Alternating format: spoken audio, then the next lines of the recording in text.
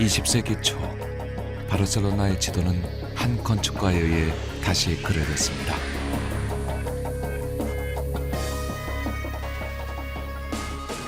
그것은 한 건축가에 의한 작은 혁명이었습니다.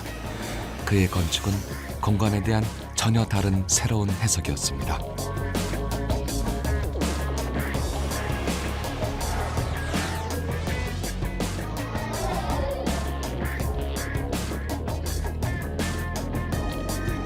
때로는 감탄하게 하고, 때로는 상상하게 하고, 때로는 살아 숨쉬게 하는 그의 건축의 비밀은 무엇일까요?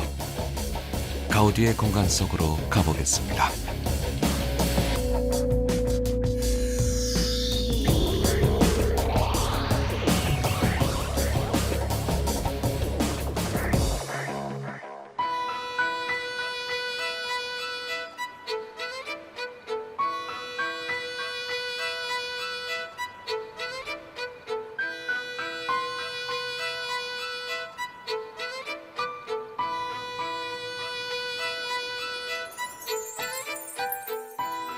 안토니 가우디의 역작 사그라다 파밀리아입니다.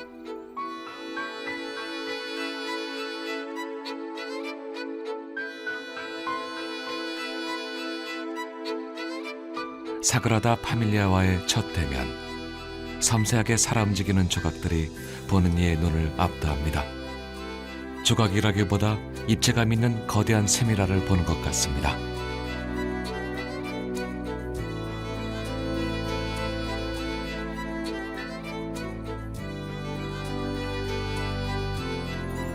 가우디는 건축가로서의 열정과 생애 전부를 이 성당에 바쳤습니다. 하지만 끝내 완성시키지는 못했습니다.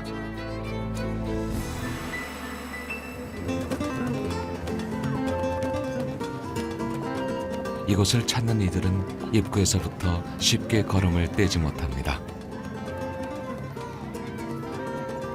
바르셀로나를 방문하는 사람들이라면 누구나 한 번은 이곳을 찾습니다. 한 해 방문객만 해도 300만 명을 넘는다고 합니다.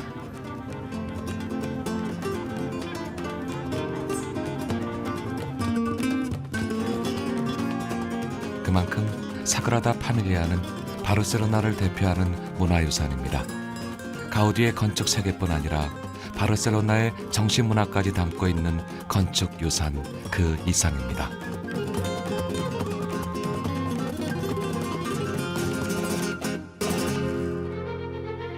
1883년 가우디가 사그라다 파밀리아의 건축을 처음 의뢰받았을 때 그의 나이는 31살이었습니다. 가우디가 성당의 건축 도면을 완성하는 데만도 10여 년의 세월이 걸렸습니다.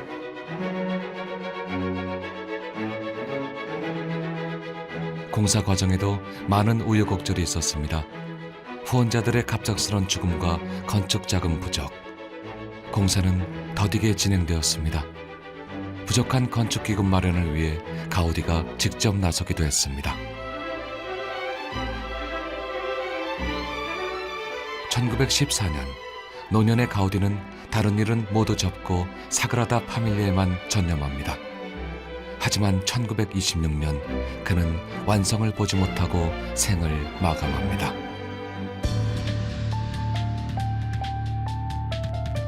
사그라다 파밀리아는 현재 60% 정도 건축되었습니다. 정문의 조각과 중앙에 큰 첨탑 2개, 그 주변에 4개의 탑이 더 세워질 것입니다.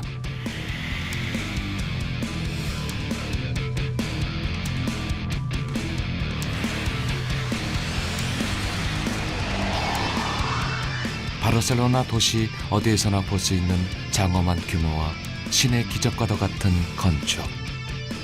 가우디의 자서전과도 같은 작품 사그라다 파밀리아는 후대 건축가들의 손을 거쳐 조금씩 완성되어 가고 있습니다.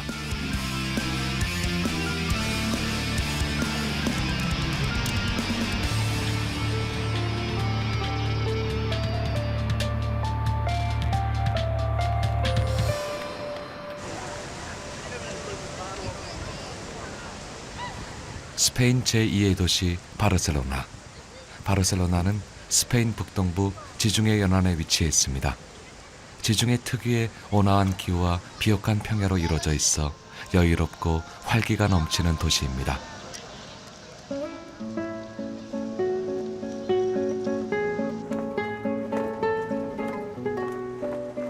바르셀로나는 독립된 문화를 형성하고 있는 카탈로냐 지방의 중심지이기도 합니다. 큰 항구를 끼고 있어 예로부터 교역뿐 아니라 문화의 교류도 활발히 이루어졌습니다. 그런 배경 속에서 바르셀로나는 특유의 문화를 꽃피웠습니다.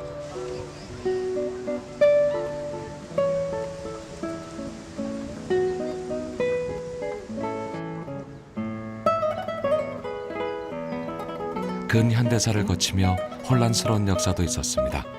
하지만 바르셀로나가 지금의 발전을 거둘 수 있었던 것은 바로 그 고유한 문화에 대한 자부심 때문이었습니다. 바르셀로나 곳곳에 남아있는 유적들이 그것을 증명해주고 있습니다.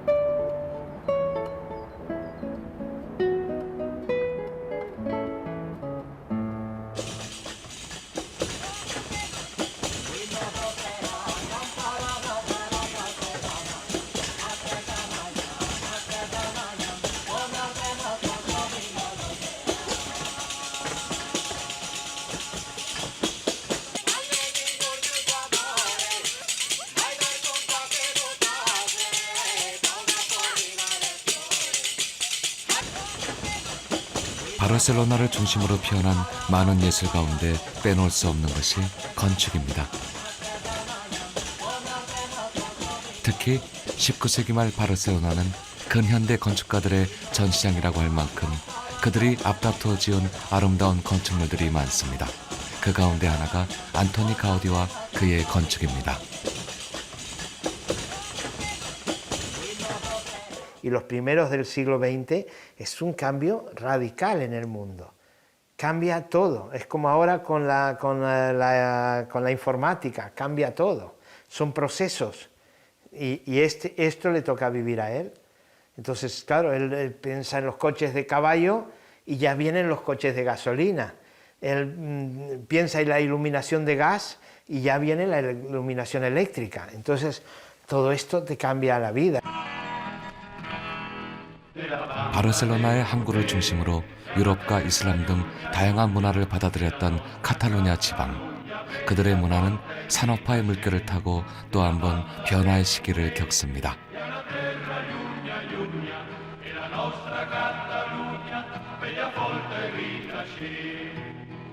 스페인에서도 가장 먼저 산업화가 시작된 바르셀로나. 그 산업화 바람을 타고 일어난 신흥 재력가 중에 한 사람이 구엘입니다. 직물 제조업을 하며 엄청난 부를 이룬 구엘은 당시 무명의 건축가였던 가우디를 한눈에 알아본 사람입니다. 첫 건축을 의뢰한 이후 구엘은 평생 가우디를 후원했습니다.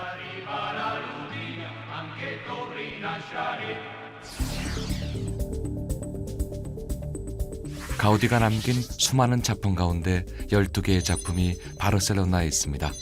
한 건축가가 도시의 지도를 바꾼 셈입니다.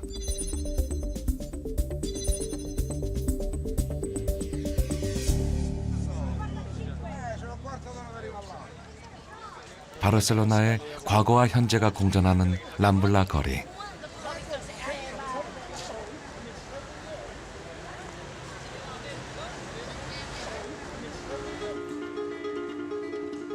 그 거리를 지나 구시가지로 이어지는 골목.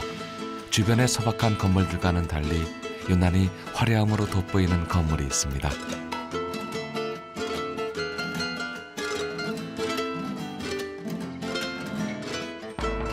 원기둥 장식 위에 막 비상하려는 듯 날개를 활짝 펼친 독수리가 인상적입니다.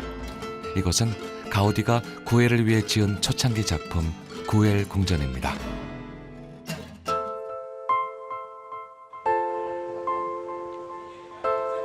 포물선 모양의 육중하면서도 화려한 장식의 문들. 놀라운 것은 이 모든 장식이 철제로 만들어졌다는 것입니다.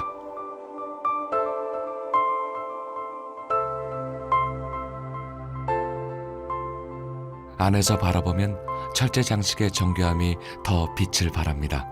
문은 곡선과 교차된 선으로만 채워져 있습니다.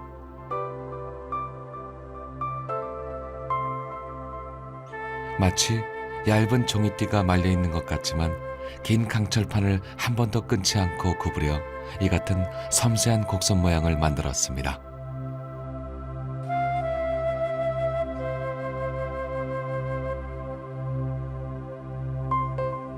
구엘 궁전에서 가우디만의 기발함이 엿보이는 두 번째 공간, 이것은 마국간입니다.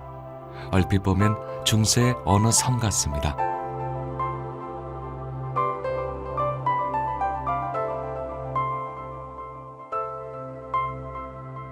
포물선을 이루며 벽돌 아치들이 지붕을 지탱하고 있습니다. 가우디는 포물선 아치가 기둥 없이 땅에까지 닿는 새로운 형태를 만들었습니다. 기존엔 둥글거나 혹은 뾰족한 아치를 두 개의 기둥이 받쳐주는 형태였습니다. 하지만 가우디의 방식은 천장의 무게를 견뎌낼 수 있는 가장 안정적인 구조입니다.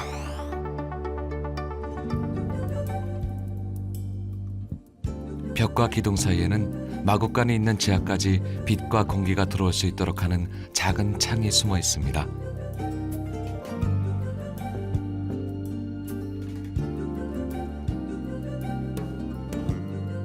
기둥들도 독특한 형태를 띠고 있습니다. 원형 혹은 사각의 형태로 퍼지면서 천장으로 사라집니다. 이 또한 건물의 무게를 보다 잘 견디기 위한 구조입니다.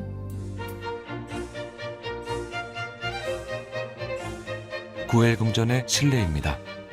중앙 계단을 따라 이어지는 실내는 외부와는 또 다른 화려함의 극치입니다. 구엘의 저택이면서 궁전으로 불리는 까닭이기도 합니다.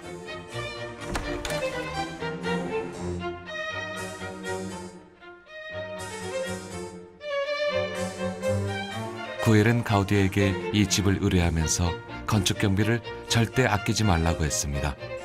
바르셀로나의 산업화와 함께 엄청난 부를 이루면서 구엘은 자신의 사회적인 지위를 과시하기 위한 목적으로 이 집을 지었습니다.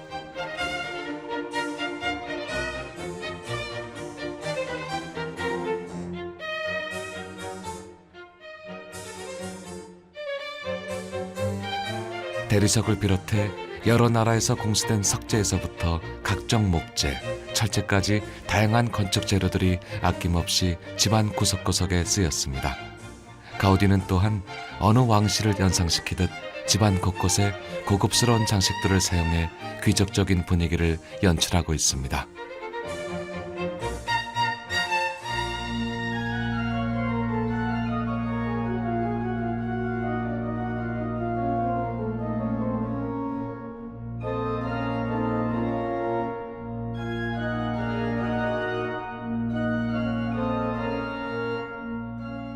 여섯 개의 층에는 각기 다른 구조의 방들이 배치되어 있습니다.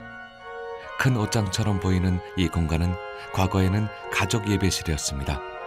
지금은 비어있지만 처음에는 성모 마리아상과 제단이 있었다고 합니다. 각각의 공간은 화려하고 정교한 궁전식 설계의 진수를 보여주고 있습니다.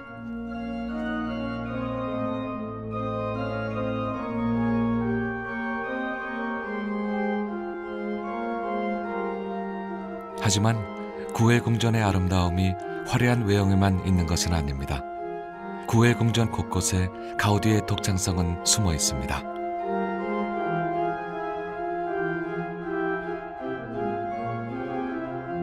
곡선 아치로 이루어진 대리석 기둥들이 발코니와 실내를 구분짓고 있습니다. 마치 산나무 숲에 와 있는 듯합니다.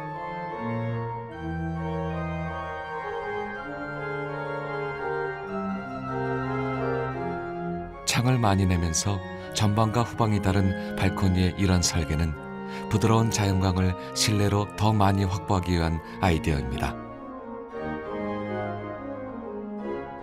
그런데 중앙홀에 들어서면 더 기발하고 환상적인 공간이 머리 위에 펼쳐집니다. 어떤 건물에서도 쉽게 볼 수 없는 원형 돔 천장입니다. 거기엔 우주의 별빛이 쏟아지듯 빛이 쏟아져 들어오고 있습니다. 중앙의 큰 원을 따라 동심원을 그리고 있는 작은 구멍들. 그 구멍들을 통해 들어오는 저 빛의 정체는 뭘까요?